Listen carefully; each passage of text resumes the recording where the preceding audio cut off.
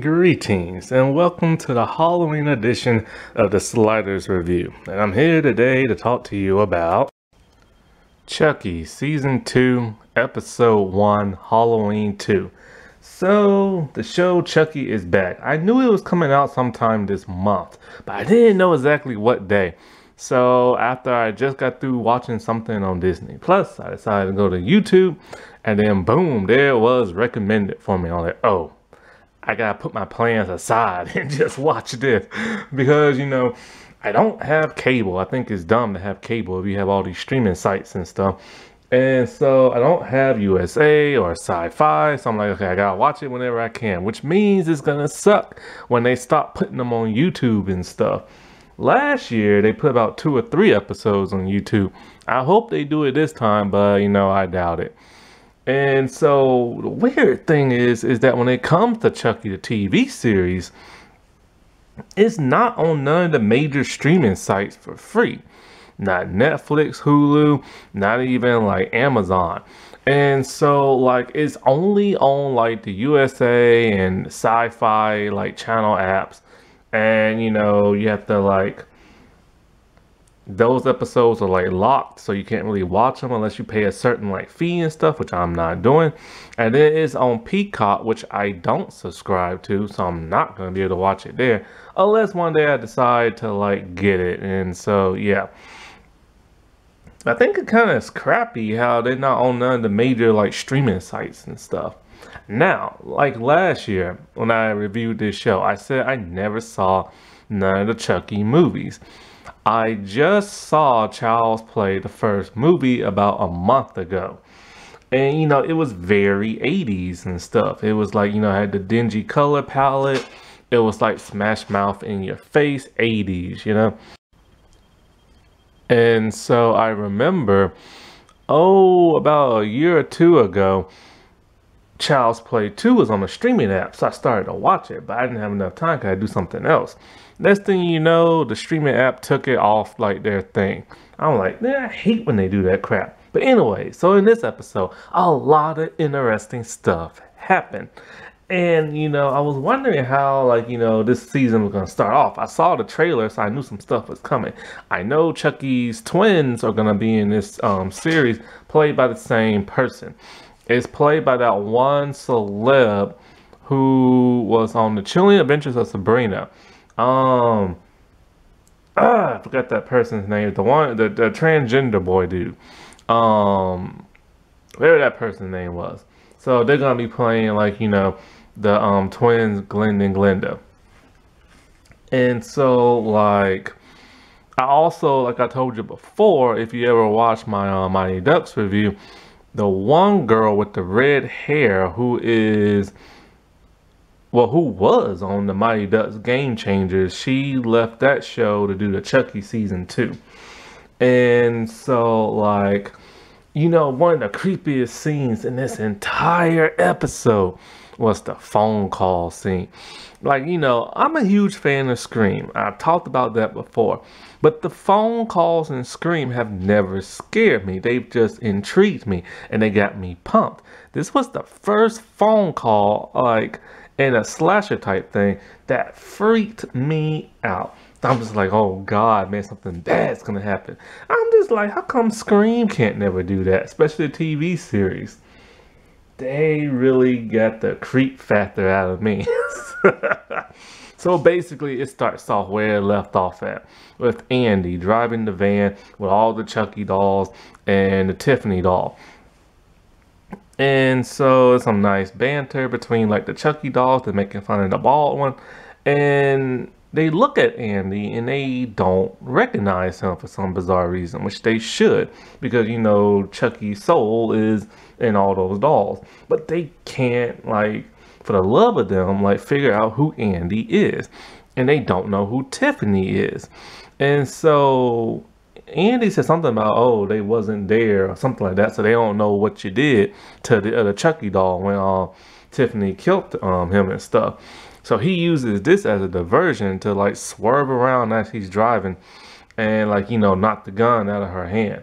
He kills her, But then all of a sudden, the Chucky dolls now remember who he is, and they all start cutting through the boxes. And so he takes this opportunity to make the ultimate sacrifice. I can't believe what he did. He drove off the cliff, and the van just comes crashing down. Now, it's been reported that his body has not been found. Chances are he's probably alive. I hope so. I mean, it's Andy, for crying out loud. They can't kill him off, man. Like, yeah, the new kids are cool, but it's Andy, for crying out loud. And so, like, it cuts to that, to Jake saying goodbye to Devin. He has a new foster parent, so does Devin. And Jake's foster parents don't like him being gay. And so he has a little foster brother. And foster brother's the same dude who was in the show From. And that got renewed for a second season. Not sure when that's coming out. But his little brother's like great. He really likes him a lot. And so he's all like, you know, oh, I want to kiss you and all that, but I can't because they're here. Well, as they're driving away, Devin screams out to him. He run, they embrace with like a huge like romantic kiss and everything. We really don't get to see the foster parents' reaction that much. And so like 6 months passed after that event. And after that event, like, you know, Jake told him, you know, like, you know, I'm only 2 hours away. I can see you on the weekends. Devin's all like, you know, they're not gonna let you see me and stuff like that. And so 6 months has passed and Jake has not seen Devin. It's Halloween now. And Devin is pissed. He's all like, you know, man, you're supposed to be in town. I cooked for you. Aw. That's one thing I've never done with nobody. I don't cook for people. I eat my own food. I've eaten other people's cooking before. I don't like doing that. I'd rather eat something like I cook. I have to watch the seasoning. Sometimes I over season it. Don't tell Chef Ramsay. And so like, so, you know, Devin, he's rightfully pissed. Like, you know, he loves this dude. They're supposed to visit. But now Jake has other priorities. He's hanging out with his little foster brother.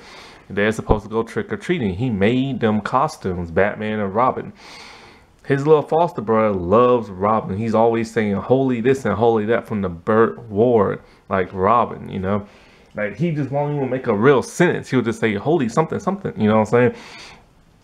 And so after Jake gets off the phone with him, he gets like a prank phone call from an unknown caller. Now, I recognize that voice. It's Chucky's voice.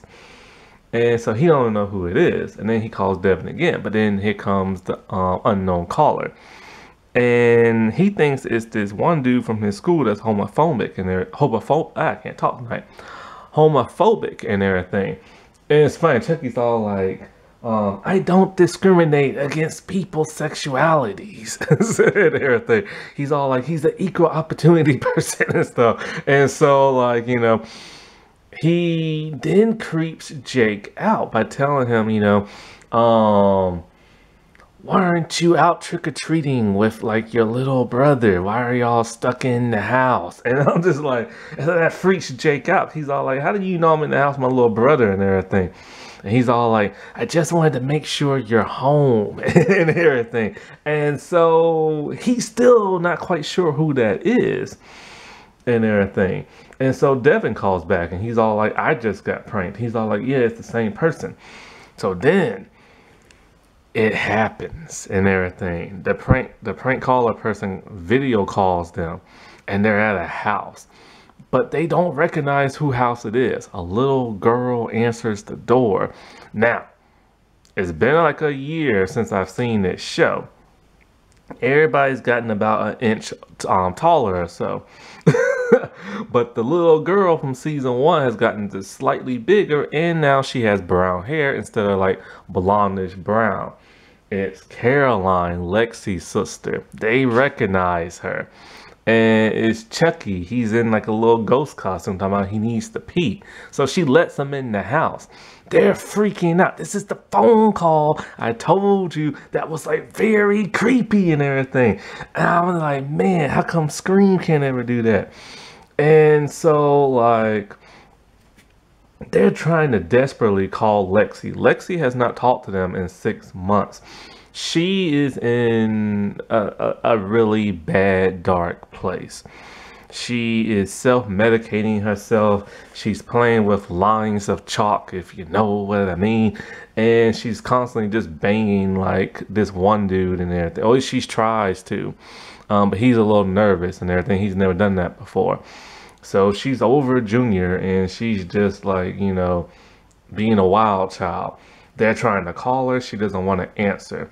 And so Devin calls the police and had them go to Lexi's place to do a wellness check. They can't say the name Chucky because people don't believe he's alive. And so, like, the police shows up right when they're about to bang and everything. So no clickety clacking for them. And so she's freaked out, don't know what's going on until they tell her, do you know a person named Devin? She checks her phone and it's from Jake saying Chucky's back. She talks to her little sister. The little sister's all like, oh, I let a little boy into the house and everything. He had to pee. And so she's all like, well, how tall was he? About like 2 feet.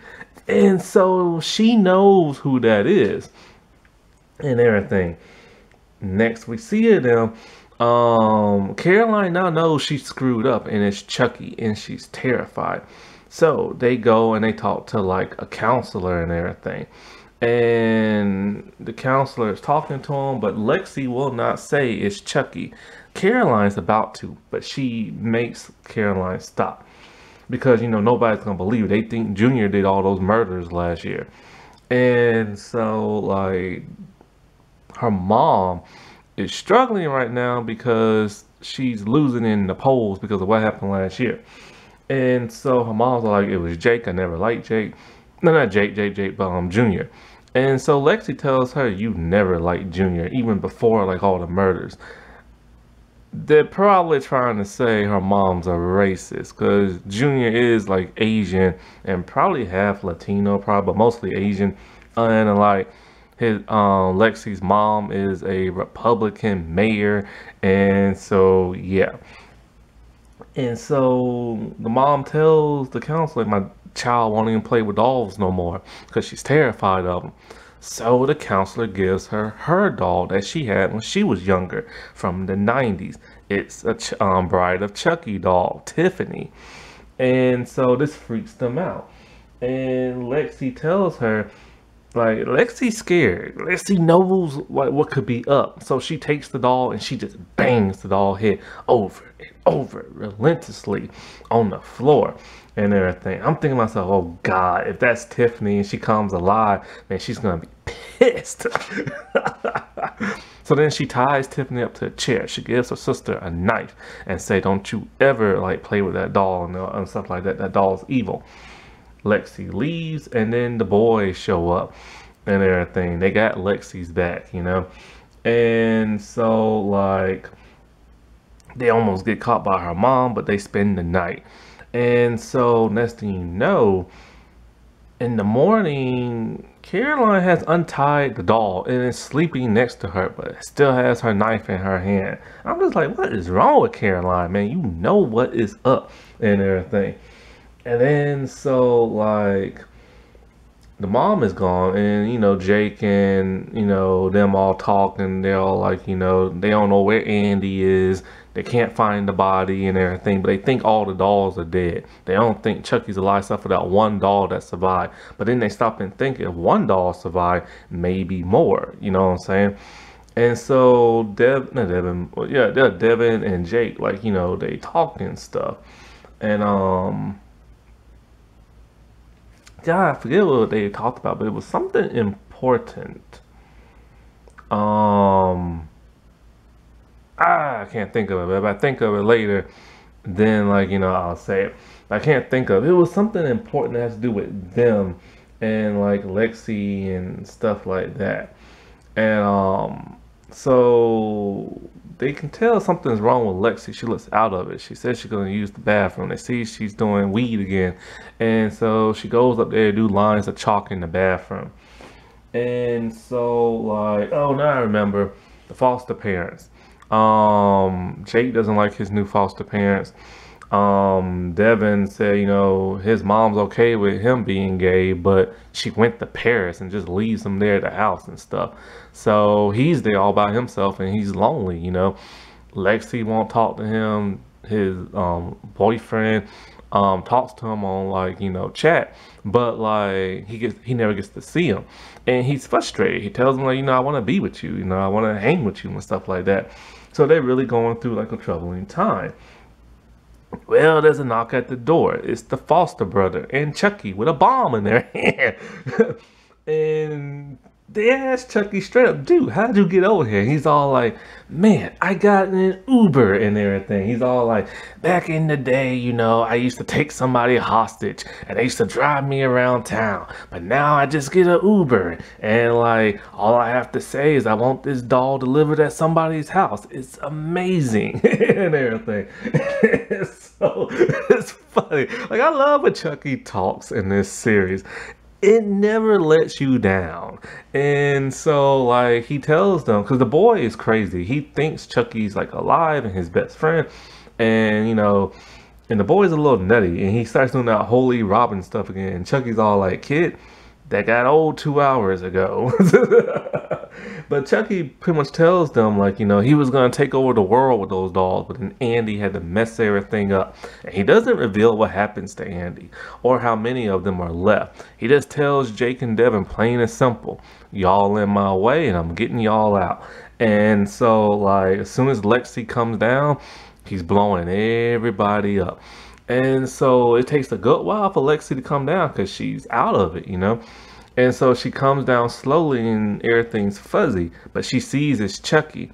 So she runs back up and everything.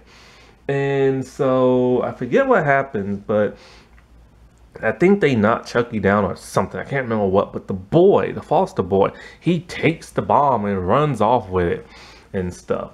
And so they see, like, Caroline, and she's freaked out, of course. And they see, or the little boy, the Foster boy, he sees the Bride of Chucky doll. And the boy's just looking at the doll, and I'm like, oh God, it's gonna happen now. She's gonna wake up. But she never does. It's just a regular doll. And Chucky comes from behind him and hits the button, and boom, and everything.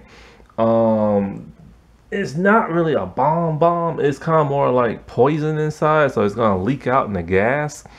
And so after this, they're talking to the counselor and a detective, and he tells them, you know, you all allow that boy to, like, you know, kill himself and stuff like that, and, you know, the foster parents, they're angry. Now here's the bad part.